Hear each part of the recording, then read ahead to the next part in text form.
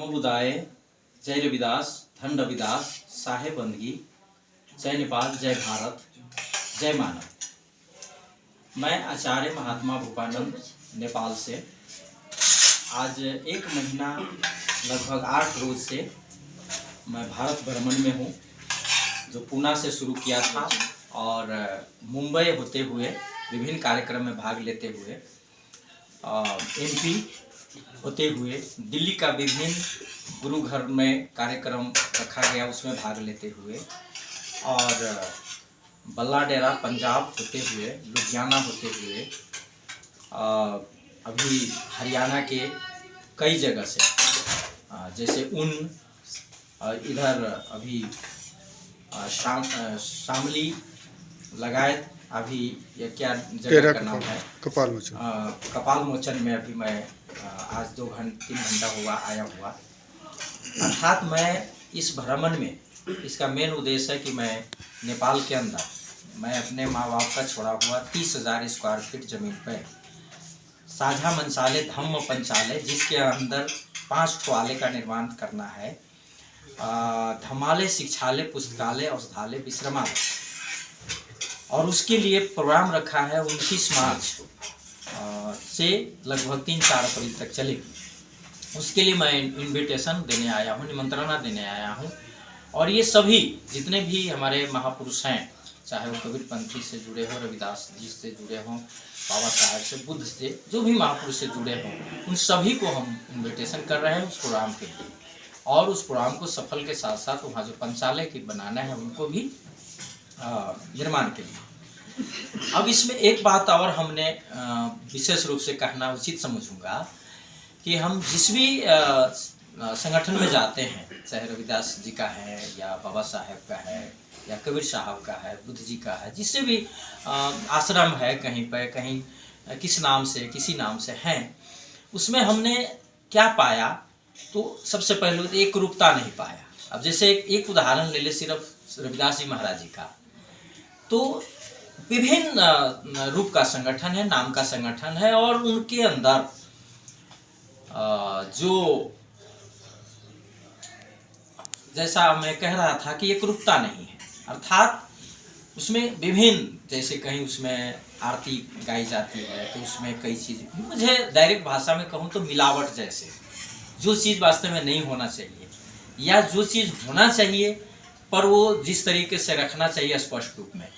मतलब एक रूपता नहीं पाई जा रही है। मान्यता वाली बात बहुत अधिक दिखाई दे जा रही है, अर्थात जिस चीज़ को हमारे महापुरुष काट किया, जीवन भर विरोध किया, जिस चीज़ को उन्होंने बैंड किया कि भाई यही हमारा सबसे बड़ा बाधक है, इससे तुम निकलो, हम आज देख रहे हैं कि बड़े कट्टर रूप में, बड़े भयानक रूप में तन मन धन साधन से हमारे गुरु प्रेमी लोग लगे हुए हैं। उनको सलाम करता हूँ,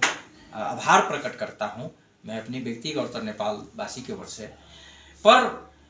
कहीं न कहीं प्रशिक्षण की जरूरत दिखाई दे रही है, इतिहास को अच्छी जानकारी, अध्ययन की आवश्यकता दिखाई दे रही है, और जब हम जानेंगे तभी हम उसको जान पाएंगे या उसको मंथन करके जो हमें निकाल कर समाज को देना चाहिए दिशा निर्देश, मार्गदर्शन, वो दे पाएंगे। ऐसा नहीं दिखाई दे रहा है सभी जगह। ये थोड़ा सा सोचने के विषय है, अध्ययन करने की विषय है, और इस पर गंथन मंथन करने की विषय है। अर्थात एक शब्द लाइन में कहूँ तो इस सभी संगठन के अगुआ लोगों को एक ऐसा साझा मंच हो जहाँ समय पर बैठ करके एक रूपता तरफ आने की प्रयास होनी चाहिए। एक तो हो नहीं सकता, होना भी नहीं चाहिए। जितनी संगठन बढ़े अच्छी बात है, पर क्यों बढ़े, किसके लिए, हमारे महापुरुषों ने क्या कहा, किया क्या, उनमें 3 चीज़ तो समानता थी। वो जो सोचते थे, जो अनुभव करते थे, जो सबके लिए सार था, सबके लिए कल्याण की मार्ग थी, उसको उन्होंने जमीन पर उतारा, जिसको हम आज कह सकते हैं उनकी अमृत वाणी, और उस अमृत वाणी अनुसार उन्होंने कृति में बदल के दिखाया, अर्थात कथनी करने को एक रूपता लाने के किया। क्या आज हम कर रहे हैं? विचार करें। तो मैं देख रहा हूँ कि ये चीज़ नहीं पाई जा रही, जिसका नतीजा है कि फूट रहे हैं हम, जुट नहीं रहे हैं, और नहीं जुटने के कारण जो परिणाम आने चाहिए, जो हमको रिजल्ट आना चाहिए, जो दिखना चाहिए जमीनी स्तर पर, जो समाज में आना चाहिए, नहीं आ। यही कहूँगा कि खैर जो भी हो, दुनिया क्या कर रही है, नेता क्या कर रहा है, धर्म वाले क्या कर रहा है, समाज क्या कर रही है, वो बड़ी दूर की बात है। हम व्यक्ति अगर व्यक्ति हैं, अपने आप को बुद्धिमान समझते हैं, और हमारे समाज में अगर विकृतियां हैं, हम उसको अगर खत्म नहीं कर पा रहे हैं, तो हमारी विद्वानता का कोई लेखा जोखा नहीं रह जाएगा। दूसरी बात, हम अगर कोई संत है, हमारे कोई शिष्य है, हम कोई संगठन चला रहे हैं, तो हम और बहुत बड़ा जिम्मेवार व्यक्ति है कि हमें बहुत सचेत होने की जरूरत है, हमें खुद जानकार होने की जरूरत है, प्रैक्टिकल होने की जरूरत है। जिस सत्य नाम के, जिस सत्य की चर्चा महापुरुषों ने किया, उस सत्य को हम खुद को जान करके दूसरों को समझा देने की, बता देने की, अनुभव करा देने की जरूरत है, वो करने की जरूरत है। और उस पर और क्या करता है छोड़ देना चाहिए। हम अपने आप को जान करके, सही चीज को पहचान करके, उस पर स्वयं करके दिखाना चाहिए। कहने से ज्यादा करके दिखाएंगे तो वो सबका जवाब होगा, अपने लोगों को लिए भी, और जो हमारी विपक्षी कोई है तो उनको भी ये जवाब होगा, हमारी कीर्ति। और वो मैं अपनी बात करूं व्यक्तिगत, तो मैं वो करने जा रहा हूं, जैसा कि मैंने कहा था, नेपाल के अंदर 30,000 स्क्वायर फीट पर साझा मंचालय, धम्म पंचालय, धमालय शिक्षालय, पुस्तकालय, औषधालय, विश्रामालय का निर्माण करने हेतु, जिसमें सबसे पहले औषधालय, अस्पताल और शिक्षालय, जहां से किताबी के ज्ञान को साथ साथ व्यवहारिक ज्ञान, आंतरिक अनुभव और व्यवहारिक अनुभव को प्रैक्टिकल, अर्थात एक शब्द में कहा जाए तो आज की बुद्ध कैसे बनेगी, आज का जगत गुरु रविदास महाराज जी कैसे पैदा होंगे, आज का कबीर कैसे पैदा होंगे, आज का बाबा साहब कैसे पैदा होकर निकलेंगे और समाज को दिशा निर्देश देंगे और व्यवस्था गलत सिद्धांत को बदलेंगे, वो चीज पैदा करने की और बनाने की जरूरत है, जो मैं करने की कोशिश कर रहा हूँ। आप सभी के बीच हाथ जोड़कर विनती है, मैं आचार्य महात्मा गोपाल नेपाल से ये भ्रमण इसलिए कर रहा हूँ कि वो मार्च 29 का प्रोग्राम को आप लोग तन मन धन साधन के साथ उपस्थित होकर के अपनी छाप छोड़े, जैसा बुद्ध जी ने कहा, अपो दीपो भव, अपने दीपे खुद जलाओ, अपने प्रकाशित खुद हो और अपने समाज को भी प्रकाशित करो। इस कोशिश में मैं प्रैक्टिकल में जाने के प्रयास कर रहा हूँ। इसमें आप लोग का सपोर्ट, सहयोग, समर्थन, सब चीज की बहुत ही अनिवार्य जरूरत ही है, अनिवार्य आवश्यकता है। इस पर जरूर विचार करें, इस विनती को, इस निमंत्रणा को स्वीकार करें। यही कहते हुए नमो बुद्धाय, जय भीम, जय रविदास, जय नेपाल, जय भारत, जय मानव, साधुवाद, साधुवाद, Satnam. Thank you very much. सबसे बड़ी बात, तीसरे रूप में अगर बात करूं तो जैसे हम किसी को अगर विरोध करते हैं, धर्म का या संगठन का या किसी का विचार का खंडन करते हैं, तो क्या हम भी कहीं वही तो नहीं कर रहे हैं? भले ही उसका रूप स्वरूप दूसरा हो, मंत्र दूसरा हो, शैली दूसरी हो, लेकिन वही तो नहीं कर रहे हैं। जैसा सीधा भाषा में बात करें तो हम किसी धर्म की बात विरोध करते हैं या किसी की खंडन करते हैं,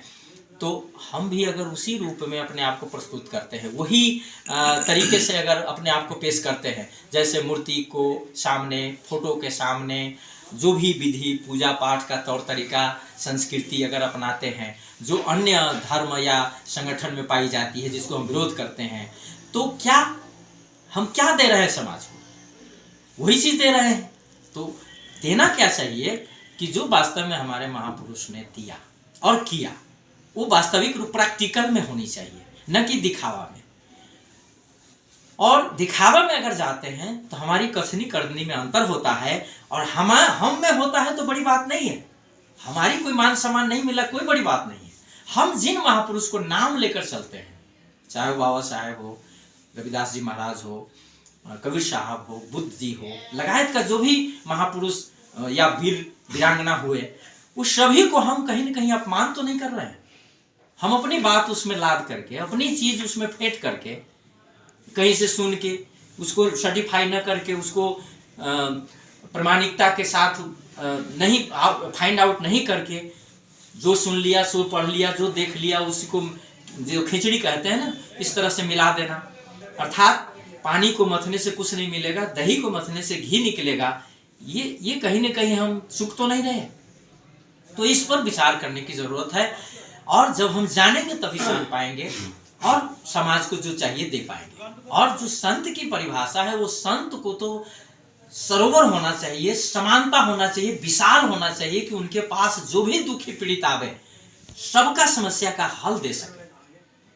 वो आज नहीं दिखाई दे रहा है। बल्कि कहीं न कहीं हम ये भी देखते हैं कि वो गुरु जी के नाम पर इकट्ठा करके भूत बैताल उनको दिखावा, वो पूजा पाठ चढ़ाना, उनको और ड्रीम में और भ्रम में बांध